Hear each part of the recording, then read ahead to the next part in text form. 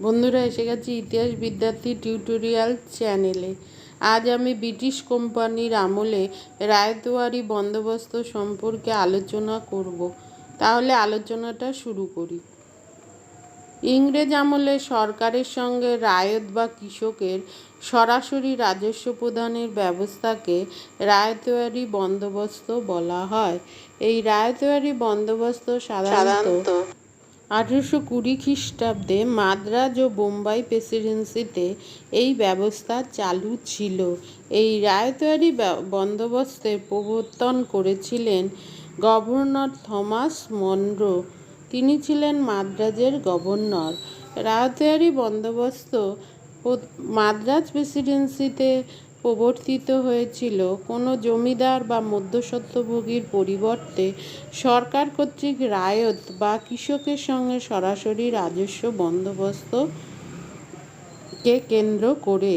19 শতকের প্রথম দিকে দক্ষিণ এবং দক্ষিণ পশ্চিম ভারতে ব্রিটিশ কোম্পানির আধিপত্য প্রতিষ্ঠিত হওয়ার পর প্রধানত মাদ্রাজ প্রেসিডেন্সিতে প্রবর্তিত রায়ত বা প্রকৃত চাষিদের কাছ থেকে সরাসরি খাজনা আদায়ের সরকারি ব্যবস্থা রায়তওয়ারি বন্দোবস্ত নামে পরিচিত ছিল এবং ইহা বোম্বাই প্রেসিডেন্সিতেও প্রবর্তিত ছিল।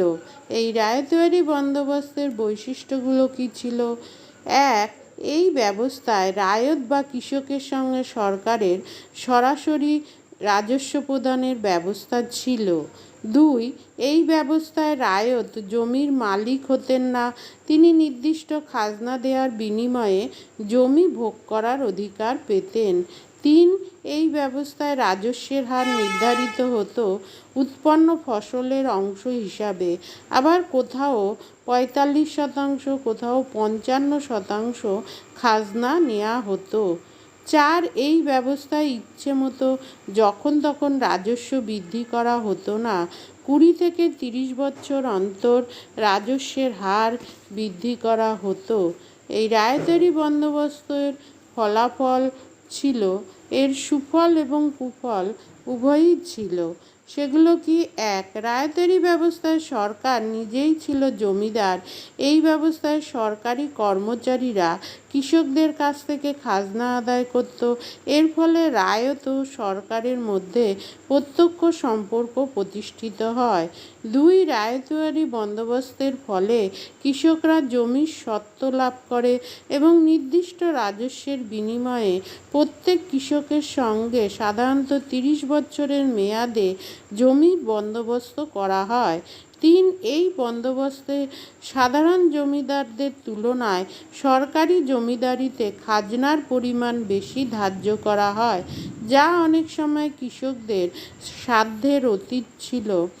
4. এই বন্দোবস্তে কোম্পানি প্রশাসন জানিয়ে দিয়েছিল যে রায়তের প্রদত্ত ভূমি রাজস্ব, কর নয়, খাজনা।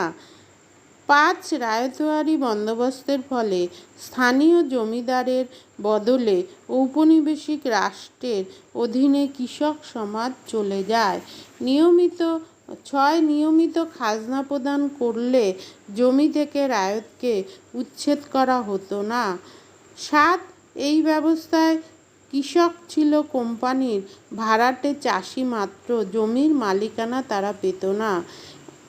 আর পরবর্তী এই ব্যবস্থায় রাজস্বের হার ছিল খুব বেশি এবং এই ব্যবস্থায় প্রাকৃতিক দুর্যোগে ফসল নষ্ট হলেও খাজনা হারে রদবদল করা হতো না। সবশেষে বলা যায় যে দেওয়ানি লাভের পর ইস্ট ইন্ডিয়া কোম্পানির আয়ের প্রধান উৎস ছিল এই ভূমি রাজস্ব।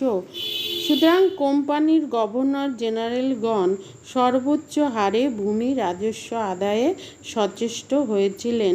রায়তওয়ারি বন্দোবস্ত ছিল এইরকমই একটি রাজস্ব আদায়ের পন্থা। আজ আসি, দেখা হচ্ছে পরবর্তী ভিডিওতে। চ্যানেলটা অবশ্যই সাবস্ক্রাইব করুন।